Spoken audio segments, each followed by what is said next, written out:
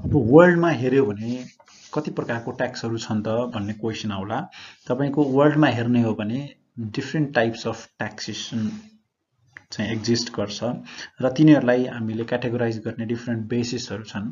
जस्तो based on charge भनेको असुलीको आधारमा चाहिँ दुईटा प्रकारको ट्याक्सहरू हामी वर्ल्ड वाइड रूपमा पाउँछौँ। एउटा भनेको डाइरेक्ट ट्याक्स हो र अर्को चाहिँ इन्डाइरेक्ट ट्याक्स। अब डाइरेक्ट ट्याक्स भनेको के हो भने तपाईले यदि ट्याक्स तिर्दै हुनुहुन्छ भने तपाईले त्यो अर्कोलाई ट्रान्सफर गर्न मिल्दैन, जसले तिर्नुपर्ने हो उसैले नै त्यो ट्याक्स गएर इन्कम ट्याक्स डिपार्टमेन्टमा गएर तिर्नुपर्ने हुन्छ।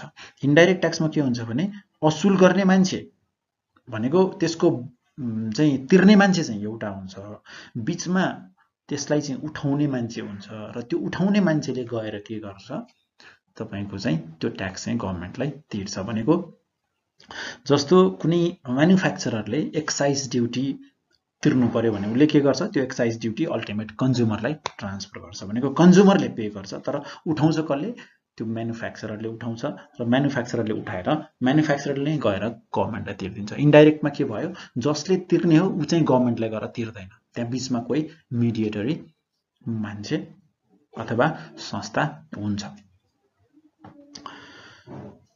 डाइरेक्टमा चाहिँ त्यस्तो हुँदैन। डाइरेक्टमा जसले चाहिँ तिर्नु, जस्तो इन्कम ट्याक्स भयो भने तपाईले इन्कम अर्न गर्नुभयो भने इन्कम ट्याक्स तपाईले नै गरेर तिर्नुपर्छ, हाउसको ट्याक्स तपाईले आफैले गरेर तिर्नुपर्छ, प्रोपर्टीको ट्याक्स पनि तपाईले के गर्नुपर्छ, आफै गएर तिर्ने हो। तर भ्याट तपाईले कहिले गएर आफू तिर्नुहुन्छ त, तिर्नुहुन्न। तपाईले जति पनि गुड्स एन्ड सर्भिसेसहरू कन्ज्युम गर्नुहुन्छ त्यसमा भ्याट लगाएर त्यो व्यक्तिले उठाएको हुन्छ र त्यो ट्याक्स चाहिँ तपाईको उसैले लगेर डिपोजिट गर्छ।